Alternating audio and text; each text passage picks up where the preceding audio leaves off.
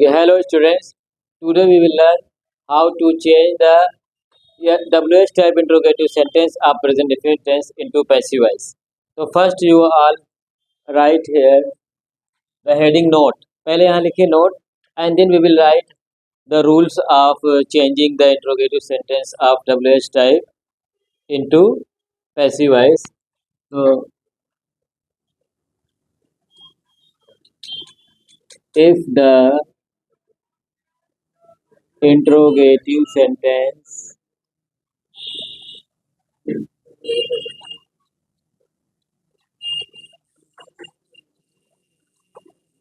of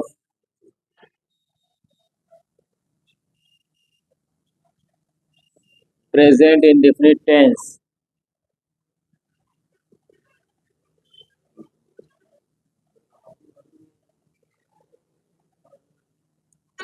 is WH type, है ना?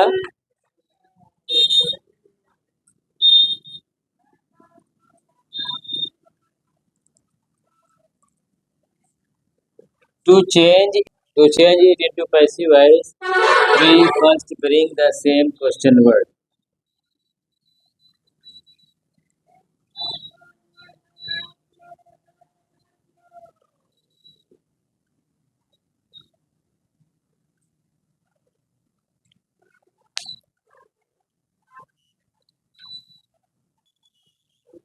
देखिए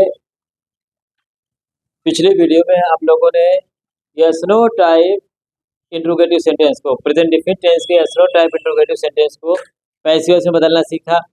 अब हमें WH टाइप को बदलना है। तो WH टाइप को बदलने के लिए आपको क्या करना है? अगर WH टाइप इंट्रोगेटिव सेंटेंस है तो उसमें क्वेश्चन वर्ड ही रहेगा। पहले यस नो टाइप में पहले हेल्प वर्ब रहता है एक्टिव वॉइस में ही, अब यहाँ पे एक्टिव वॉइस में ही क्वेश्चन वर्ड रहेगा। तो अब हम उसको जैसे कल आपने यस नो टाइप का जो स्ट्रक्चर बनाया था, है ना, उसी में उसमें क्या था, यस नो टाइप वाले में एक्टिव वॉइस में क्वेश्चन वर्ड नहीं था। अब WH टाइप वाले में एक्टिव वॉइस के ही सेंटेंस में क्वेश्चन वर्ड रहेगा।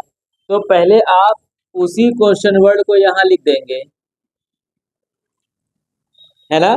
जैसे देखिए यहाँ पे लिखा है if the interrogative sentence of present indefinite tense is WH type, अगर प्रेजेंट इंडेफिनिट टेंस का इंट्रोगेटिव सेंटेंस WH टाइप है, to change it into passive voice, तो इसे पैसिव वॉइस में बदलने के लिए we first bring the same question word, हमें पहले वही क्वेश्चन वर्ड लिख देना है ना। Then we use the same formula of passive voice as yes no type interrogative sentence. फिर हम यस नो टाइप वाला जो पिछले वीडियो में आपने फार्मूला बनाया वही पूरा लिख देंगे। यानी इसके बाद आप यहाँ पे इज एम आर लाए थे वर्ब बी के रूप में, फिर उसके बाद आप वहाँ पे यस नो टाइप में एक्टिव वॉइस के ऑब्जेक्ट को ले आए हैं इन प्लेस ऑफ सब्जेक्ट, है ना। उसके बाद आप ले आए हैं वर्ब की थर्ड फॉर्म, है ना। And after third form of verb you have brought remaining sentence, verb की थर्ड फॉर्म पर आपने रिमेनिंग सेंटेंस ले आए। फिर आपने क्या किया है, आप बाई के साथ एक्टिव वॉइस के सब्जेक्ट को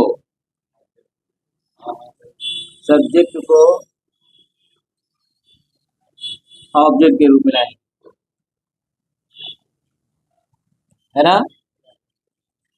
एक्टिव वॉइस के सब्जेक्ट को ले आए हैं और क्योंकि ये इंट्रोगेटिव है ना, तो लास्ट में आपने क्वेश्चन मार्क लगा दिया है। ठीक, जैसे अब हम एग्जाम्पल करेंगे। यस नो टाइप जब आपने सीख लिया तो WH टाइप ऑलरेडी आप सीख चुके हैं, वो बहुत आसान है ना। जैसे ये देखिए do you write a letter, ये यस नो टाइप इंट्रोगेटिव है, इसके बारे में हमने कल पहले ही सीख लिया है। यस नो टाइप इंट्रोगेटिव में हमें क्या करना था, पहले आपको इसको पैसिव वॉइस बनाने के लिए इज एम आर में से कोई लाना था। तो यहाँ पे आपको इज एम आर में से क्या लाना है, इज लाना है। मैंने पहले ही ला दिया। क्यों लाना है, क्योंकि ये जो is am are verb be के रूप में पहले आएंगे यहाँ पे, वो कैसे आएंगे, वो एक्टिव वॉइस के ऑब्जेक्ट के अनुसार आएंगे। एक्टिव वॉइस के ऑब्जेक्ट के अनुसार क्यों आएंगे, क्योंकि एक्टिव वॉइस का ऑब्जेक्ट ही यहाँ सब्जेक्ट होगा। ये आते हैं सब्जेक्ट के अनुसार, तो इनका सब्जेक्ट वो होता है जो एक्टिव वॉइस में ऑब्जेक्ट है ना। इज अ, तो अब उसके बाद वही object, is a letter written. अब देखिए ना, इज अ लेटर, अब उसके बाद आपको वर्ब की थर्ड फॉर्म लानी थी, तो थर्ड फॉर्म ऑफ वर्ब है written, is a letter written, है ना। अब उसके बाद क्या करना है, रिमेनिंग सेंटेंस यहाँ कुछ नहीं बचा। इज यहाँ हेल्प आ गया, वर्ब भी अ लेटर यहाँ आया, राइट यहाँ बन गया। अब सिर्फ बचा है यू। ये डू जो है वो एक्टिव वॉइस के लिए है, उसका पैसिव वॉइस में कोई काम नहीं है। तो अब ये जो यू है ये सब्जेक्ट है, ये पैसिव वॉइस में बाई के साथ ऑब्जेक्ट वाले फॉर्म में आ गया। तो यू का फॉर्म नहीं बदला, क्योंकि यू चार्ट में आप देखेंगे तो सब्जेक्ट भी यू है और ऑब्जेक्ट भी यू ही है ना।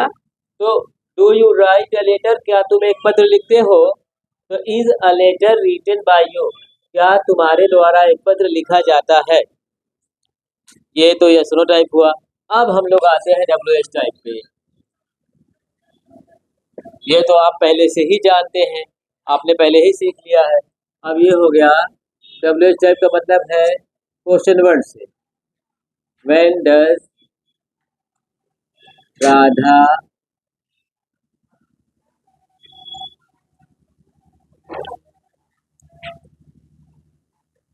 मेक टी, ये यस नो टाइप हम लोगों ने बना लिया, है ना। अब डब्ल्यू एच टाइप बहुत डिफिकल्ट, बहुत कठिन नहीं है। वो क्या है, बस सेम वैसा ही है। जब डब्ल्यू एच टाइप है तो उसमें क्वेश्चन वर्ड एक्टिव वॉइस में ही बढ़ गया है ना, वही क्वेश्चन वर्ड आप पैसिव वॉइस में वैसे ही लिख देंगे। जैसे ऊपर है शराफत के साथ, वैसे ही नीचे लिख देंगे और फिर सेम फॉर्मूला यूज कर देंगे जो आपने कल सीखा था। यानी कि अब आपको, क्योंकि ये प्रेजेंट डिफिनिट है, तो यहाँ वर्ब बी के रूप में आपको इज एम आर ले आना है।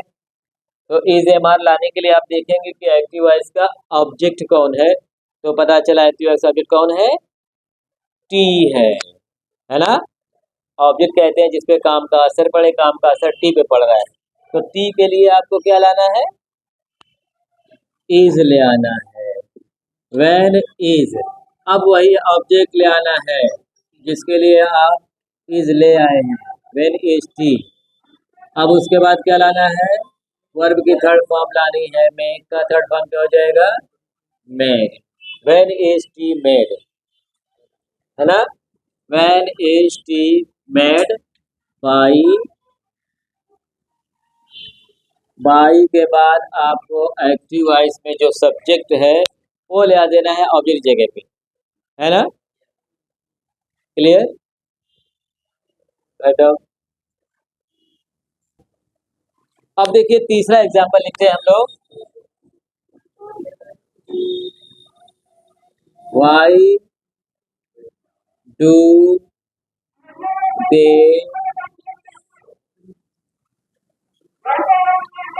Plug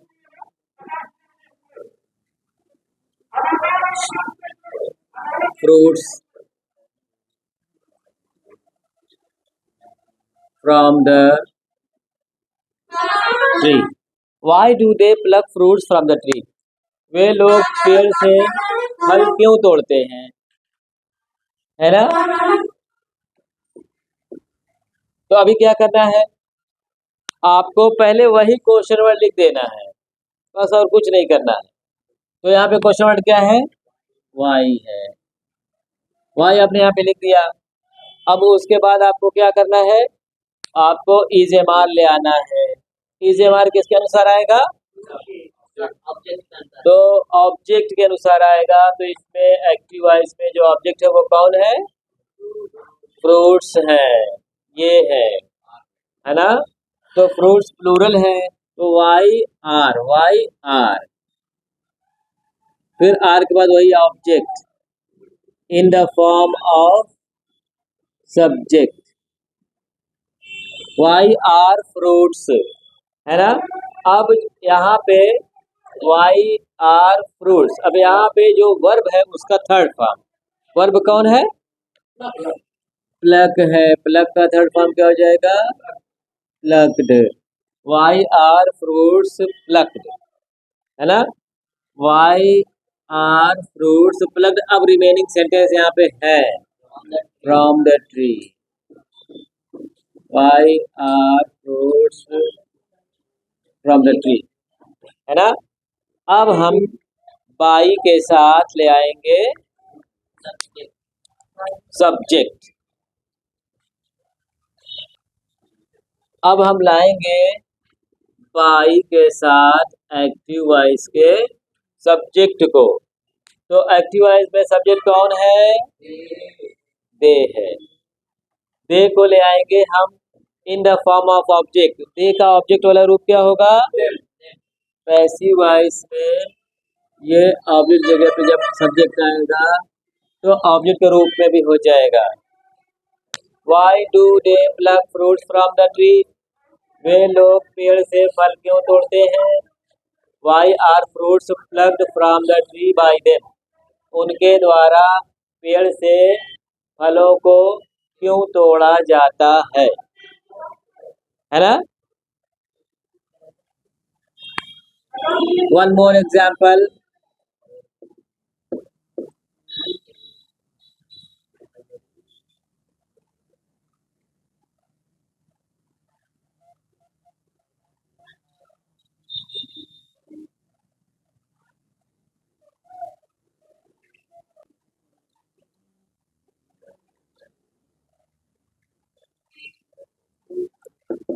where is Meera bake cake, Meera cake कहाँ सेकती है, मीरा केक कहाँ सेकती है ना। तो अब क्या करना है आपको, ये यस नो टाइप नहीं है, ये यहाँ से नहीं, ये क्वेश्चन वर्ड से शुरू हुआ है, तो पहले वही क्वेश्चन वर्ड हमें लिख देना है बस। अब फिर वही सारा काम करना है जो आपने यस नो टाइप के साथ किया है ना। क्या करना है, आपको ले आना है इज एम आर, तो यहाँ पे क्या आएगा, इज, वेयर इज, उसके बाद ऑब्जेक्ट आएगा के, उसके बाद थर्ड फॉर्म वर्ब आएगी baked, where is cake baked, है ना। अब यहाँ पे कोई रिमेनिंग सेंटेंस है नहीं, बाई के बाद आ जाएगा subject in place of object, where does Meera bake cake, Meera cake कहाँ सेकती है, where is cake baked by Meera, Meera के द्वारा केक वेयर इज बेक्ड कहाँ सेका जाता है ना। अब पांचवा एग्जाम्पल लिखिए, how do you help her, तुम उसकी सहायता कैसे करते हो, तुम उसकी सहायता कैसे करते हो,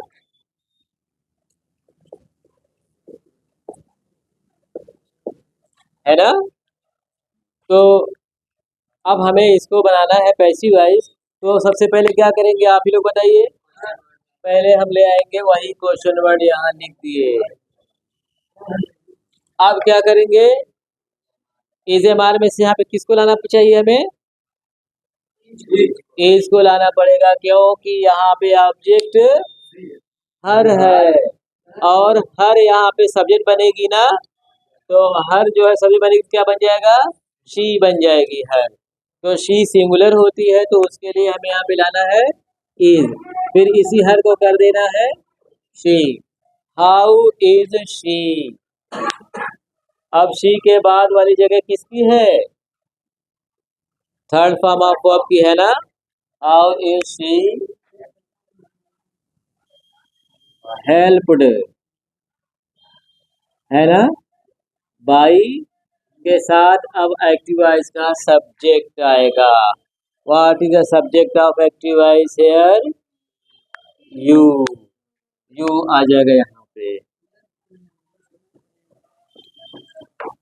how is she helped by you? तुम्हारे द्वारा उसकी सहायता कैसे की जाती है ना? तुम उसकी सहायता कैसे करते हो? How is she help? उसकी सहायता कैसे की जाती है? बाय यू, तुम्हारे द्वारा, है ना? ओके, तो मैं आशा करता हूँ कि अब आप लोगों को ये कॉन्सेप्ट क्लियर हो गया होगा। अब अगर आपको कोई डाउट होगा तो कमेंट में लिखिएगा, और मैं आपसे विनती करता हूँ कि मेरी वीडियो को ज़्यादा से ज़्यादा शेयर कीजिए, लाइक कीजिए, कमेंट कीजिए और चैनल को सब्सक्राइब कीजिए, ताकि मैं आप लोगों के सामने हमेशा ऐसे ही यूज़फुल और नॉलेजेबल वीडियो लाता रहूँ।